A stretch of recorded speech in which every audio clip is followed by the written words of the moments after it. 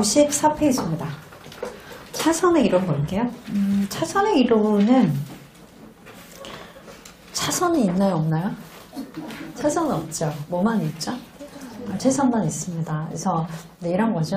어떤 최선의 상태를 도달해야 하는데 이제 극복 불가능한 제약이 있어서 최선의 상태를 도달할 수 없을 때 그 다음에 차선을 우리가 찾는 게 바람직한 것 같지만 그 차선이라는 게 어디 있는지 알 수 있나요, 없나요? 모른다는 거예요. 그러니까 차선은 없다라고 얘기를 하는 거고, 이제 차선의 이론은 우리가 제가 이렇게 설명을 드렸어요. 우리 경제에서 달성해야 되는 효율성 조건이 이게 최선이죠. 6개가 있어요. 그 중에 이런 어떤 시장의 실패 상황으로 효율성이 3개 조건이 깨졌어요. 독점으로 인해 효율성이 깨졌고, 그 다음에 외부성으로 인해 효율성이 깨졌고요. 또 하나는 이제 불안전 정보 이런 것 때문에 효율성이 깨졌습니다.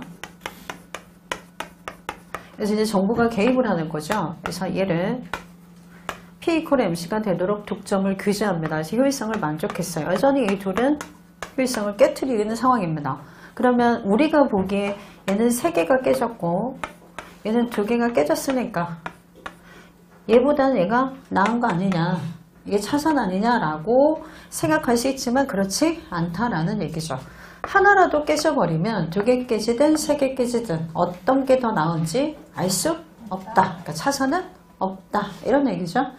이것만 기억해 주시면 되고, 그러면 얘의 시사점은 정부의 점진적인 제도 개혁이 오히려 더 비율을 낳을 수 있다는 거 아닙니까? 얘보다 더 얘가 열악할 수 있는 결과를 낳을 수도 있기 때문에 정부의 점진적인 제도 개혁이 오히려 더 비효율성을 야기할 수 있다는 거고, 그로 인해 또 한 가지 우리가 시사점은 정부의 시장에 대한 무분별한 개입을 경계하는 아이디어가 차선의 이론이다 라고 시사점을 기억을 해 두시면 됩니다.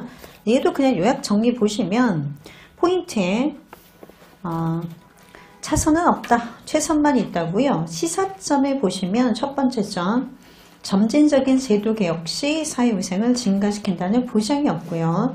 마지막 점, 정부의 무분별한 시장 개입을 경계하는 이론입니다.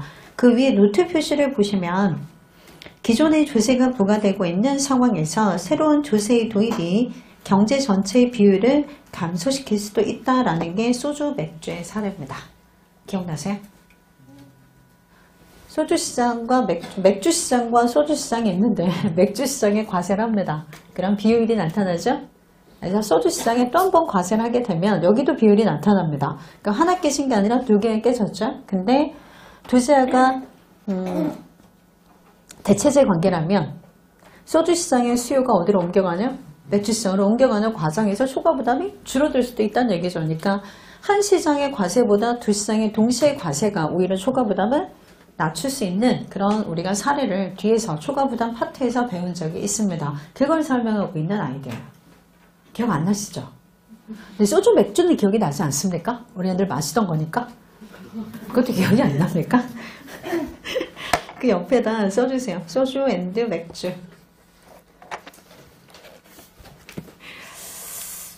기억이 나면 이상하죠?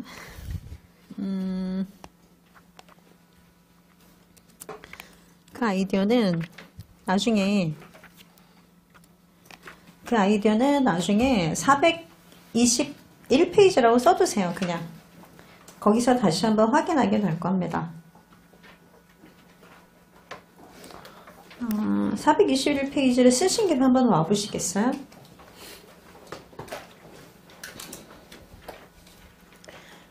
위에 박스를 보시면 예외적인 경우에 3번 점에 있습니다. 다른 시장이 왜곡되어 있는 경우 X, YJ 대체제 관계이고요. YG 시장에 이미 조세가 부과되고 있는 상황에서 XG 시장에 조세를 부과한다면 오히려 경제 전체의 초과 부담이 감소할 수도 있습니다. 라는 아이디어입니다. 이게 바로 소주 맥주. 나중에 그래프를 통해서 다시 한번 보여드리도록 하겠습니다. 자, 돌아오세요. 54페이지. 1번 문제 보시면 다음 중 차선행 이론에 대한 설명으로 옳은 것은 했네요. 1번 제도 개혁을 추진할 때 비합리성의 부분적 제거가 반드시 바람직하다는 보장은 없다. 맞죠? 한꺼번에 제거하면요. 그건 바람직하겠죠. 그게 최선이 될 테니까. 그러나 부분적 제거가 바람직하다는 보장이 없고요. 2번은 똑같으니까 답만 읽어보시면 될 것 같고 3번 문제를 보겠습니다. 자, 가게 A, B, C가 있고요. 상품 X, Y, Z로 이루어진 가상의 경제에서 차선의 이론과 관련된 다음 기술 중 옳은 것을 냈습니다. 1번. 각 가게의 MRS의 값이 XJ의 상대 가격과 일치하지 않는 경우. 자, XJ 상대 가격에 밑줄 긋고 어떻게 쓰실래요? PI분의 PX 이렇게 쓰셔야죠. 분자에 있는 것의 상대 가격이라고 읽습니다. PI분의 PX. 그럼 MRS가 식을 한번 써볼까요? 교재 해설에는 안 써놨으니까. 자, MRS가 XJ 상대 가격과 일치하지 않아요. 그럼 뭐의 효율성이 깨진 거죠? 자, 소비 효율성이 깨진 겁니다. 이때 MRT의 값도 여기 MRT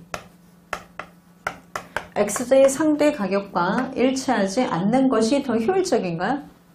그럴 수도 있고 아닐 수도 있는 거죠. 이것도 뭐가 깨진 거죠? 생산의 효율성이 깨진 거죠. 그러니까 하나가 깨지는 게 나은지 두 개 다 깨지는 건 나은지 알 수 없다. 차선은 없다. 그래서 1번은 틀렸고 2번. 최선이 사회후생의 극대화라면 차선은 효율의 극대화에 해당한다. 그냥 워딩 자체가 틀렸습니다.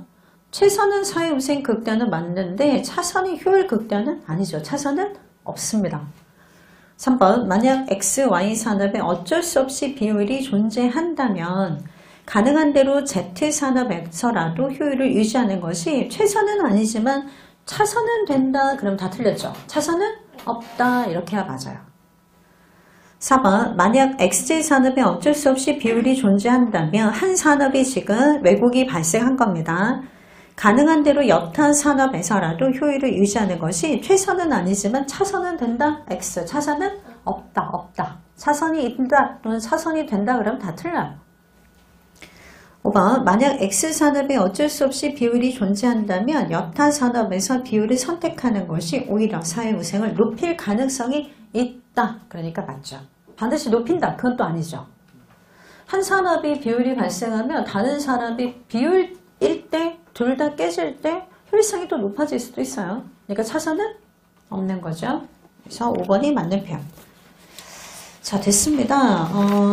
4번에 그냥 읽어보시면 될 것 같고요.